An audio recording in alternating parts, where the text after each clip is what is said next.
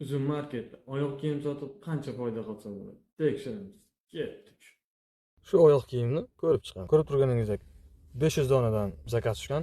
Bu oyoq kiyim mart oyidan sotilishni boshlagan. Ko'rib turganingizdek haftasiga 258 dona sotilmoqda. Keling buni hisob-kitob qilib ko'ramiz. 145 ming so'mdan sotilmoqda.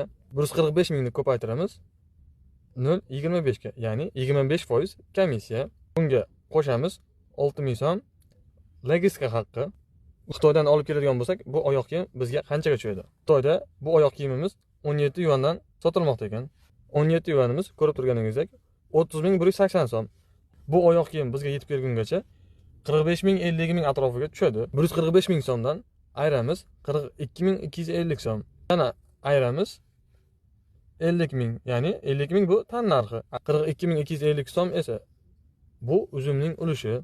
Ko'paytiramiz 258 donaga 13.600.000. Bu bir haftalik sof foyda.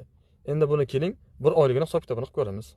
Haftasiga 258 dona zakaz tushayotgan bo'lsa, unda bir oyda taxminan 1000 ta zakaz bo'ladi. Endi buni ko'paytiramiz 52.750 so'mga, ya'ni bir dona oyoq kiyimimizdan sof foydamiz. Ko'rib turganingizdek 52.750.000 bir oyda sof foyda qilyapti.